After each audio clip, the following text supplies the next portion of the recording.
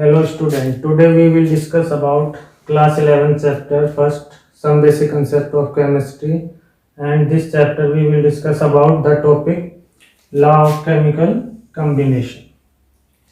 इसमें कुछ लॉ होते हैं गैस जिसके बारे में हम पढ़ेंगे. फर्स्ट लॉ है आपका law of conservation of mass. Law of conservation of मास किसने दिया था? एंटोन लेवोशियर ने 1789 में. ये लॉ क्या कहता है? It states that during any physical and chemical change total mass of the reactants is equal to the total mass of product. यानी कोई भी फिजिकल या केमिकल चेंज होता है तो उसमें जो रिएक्टेंट्स है उसका मास और जो प्रोडक्ट का मास है वो क्या रहेगा? इक्वल रहेगा. या इसको हम ऐसे भी कह सकते हैं, other definition, matter can neither be created nor be destroyed. यानी मैटर को ना तो हम अपने तरफ से बना सकते हैं और ना ही उसको डिस्ट्रॉय कर सकते हैं. तो ये क्या कहते हैं कि फिजिकल और केमिकल चेंज होता है जब, तो फिजिकल और केमिकल चेंज के दौरान जो रिएक्टेंट और जो प्रोडक्ट हैं उनका जो मास है वो क्या रहेगा? सेम रहेगा. और दूसरी डेफिनेशन क्या है? Matter can neither be created nor be destroyed. Matter को ना तो हम अपनी तरफ से बना सकते हैं और ना उसको डिस्ट्रॉय कर सकते हैं. एग्जाम्पल देखते हैं इसका. तो मर्करी ऑक्साइड है HgO. ये जब डिसोसिएट होता है तो किसमें होगा? Mercury plus half O2. तो इसमें यदि हमने 100 ग्राम मर्करी ऑक्साइड लिया तो इसमें जो प्रोडक्ट बनेगा वो क्या बनेगा? Mercury 92.6 gram and half O2 7.4 ग्राम. तो जब हम इसका सम करेंगे 92.6 और 7.4 तो कितना आएगा? ये 100 ग्राम. तो ये जो रिएक्टेंट जो प्रोडक्ट है उसका मास और जो रिएक्टेंट का मास है वो क्या रहेगा? इक्वल रहेगा. तो ये क्या कहता है? Law of conservation of mass. Product arrow है आपका. एरो का जो हेड है वो प्रोडक्ट की तरफ होगा और जो टेल है वो किस तरफ है? रिएक्टेंट की तरफ. तो रिएक्टेंट आपका मर्करी ऑक्साइड हो गया और जो मर्करी प्लस हाफ O2 ये क्या हो गया? प्रोडक्ट. तो टोटल मास है जो प्रोडक्ट का वो किसके इक्वल है? Mass of reactant. अच्छा, अब इसकी लिमिटेशन क्या है कि जो न्यूक्लियर रिएक्शन है वो लॉ ऑफ कंजर्वेशन को फॉलो नहीं करती. Nuclear reaction do not follow the law of conservation of मास. क्यों नहीं करती? क्योंकि जो एनर्जी और मास में एक रिलेशन है, इक्वेशन से हम देखते हैं जो E equal to mc square. E क्या है? mc स्क्वायर के इक्वल है. यहाँ पर E एनर्जी है और m क्या है? मास. c क्या है? Speed of light. तो कुछ मास है जो वो किस में कन्वर्ट हो जाता है? आपका एनर्जी में कन्वर्ट हो जाता है न्यूक्लियर रिएक्शन में. तो न्यूक्लियर रिएक्शन में क्या होगा? कुछ मास एनर्जी में कन्वर्ट हो जाता है. तो इस वजह से जो न्यूक्लियर रिएक्शन है वो लॉ ऑफ कंजर्वेशन ऑफ मास को फॉलो नहीं करती. सेकेंड लॉ है आपका law of constant proportions. Law of constant proportions किसने दिया था? ये जोसेफ प्रोसेस्ट ने 1799 में. क्या कहता है ये? It states that a chemical compound always contain exactly the same proportions of element by mass. यानी सिंपल वर्ड में कहे कि कोई भी कंपाउंड है जो केमिकल कंपाउंड उसमें जो एलिमेंट्स है उनका जो प्रोपोर्शंस है वो क्या रहेगा? सेम रहता है.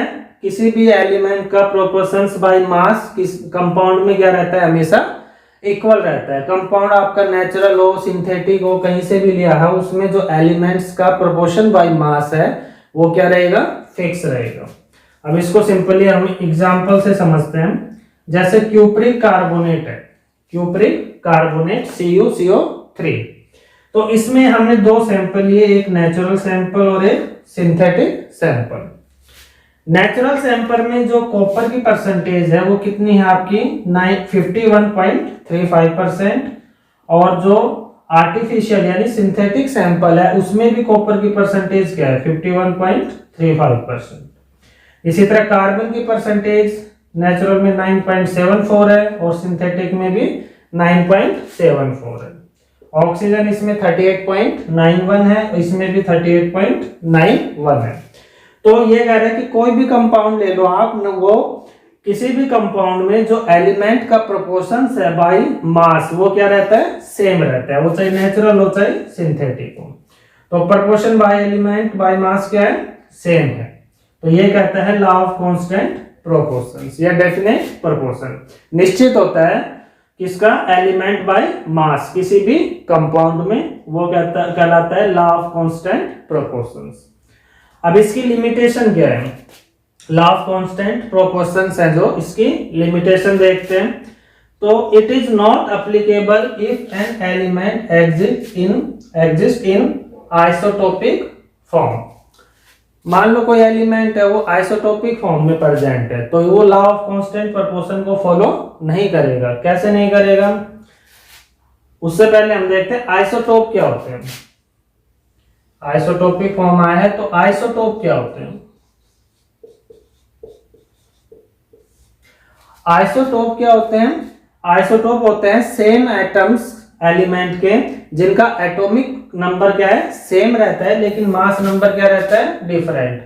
जैसे ये एक ही एलिमेंट के एटम है तो इसका एटॉमिक नंबर तो क्या है, सेम है, और मास नंबर क्या है, डिफरेंट है। Atomic number same, mass number different. तो कार्बन के 3 आइसोटोप होते हैं, C614, C612 एंड C613। तो आइसोटोपिक फॉर्म में देखिए मास का जो नंबर है, मास नंबर वो क्या है, डिफरेंट हो गया। अब हम मान लो CO2 ले रहे हैं और CO2 में एक तो आप ले रहे हो कार्बन 12 और एक ले रहे हो आप कार्बन 14। तो कार्बन 12 और कार्बन 14 लोगे तो जो रेशियो होगा बाय मास किसी भी एलिमेंट का कंपाउंड में वो क्या हो जाएगा, डिफरेंट हो जाएगा। अब यदि हम कार्बन 12 लेते हैं यहाँ पर CO2 में, तो जो बाय मास जो रेशियो होगा कार्बन और ऑक्सीजन का वो क्या हो जाएगा, 12:32। एक कार्बन है तो 12 और ऑक्सीजन 2 एटम तो 32। लेकिन यदि हम कार्बन 14 लेते हैं तो फिर रेशियो क्या हो जाएगा बाय मास, 14:32।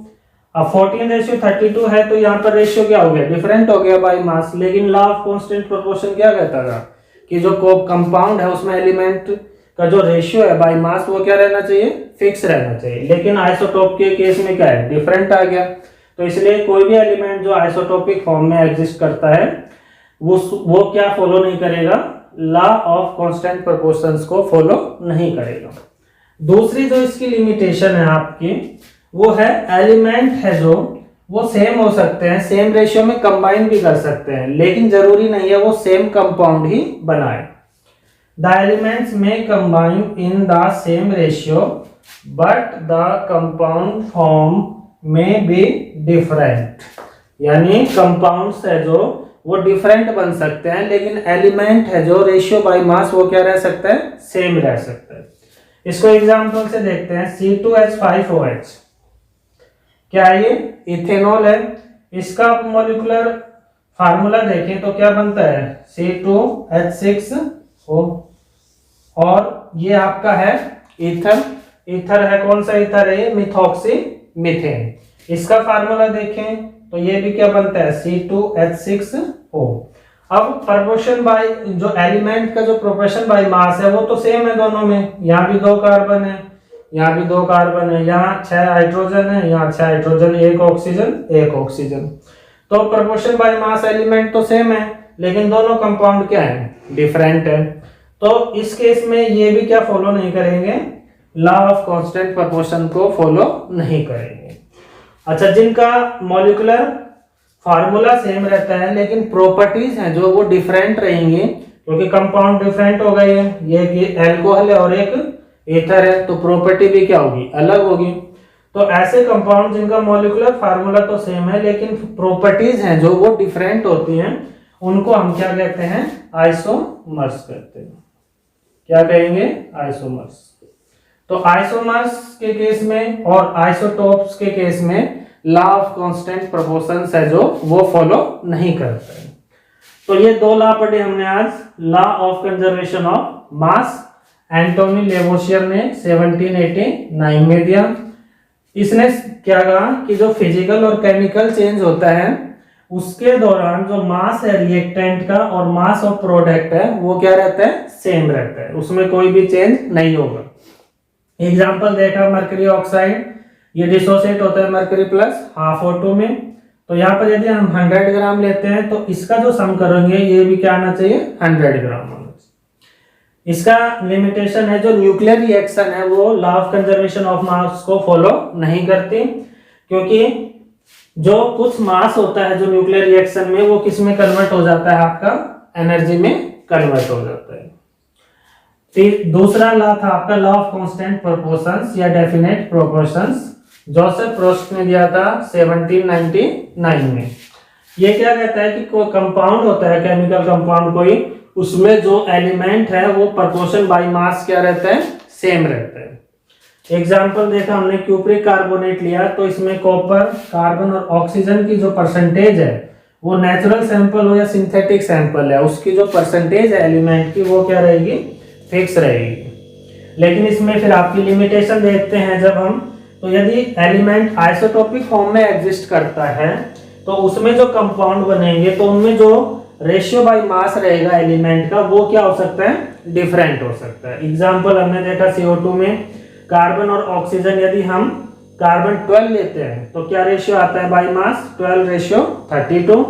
लेकिन यदि हम कार्बन 14 लेंगे तो उसमें क्या रेशियो आएगा आपका, 14:32। इसी तरह यदि एलिमेंट्स हैं जो वो सेम हो सकते हैं, सेम रेशियो में कंबाइन भी कर सकते हैं, लेकिन कंपाउंड है वो डिफरेंट भी बन सकते हैं। एग्जांपल है C2H5OH ethanol and CH3OCH3 methoxy methane.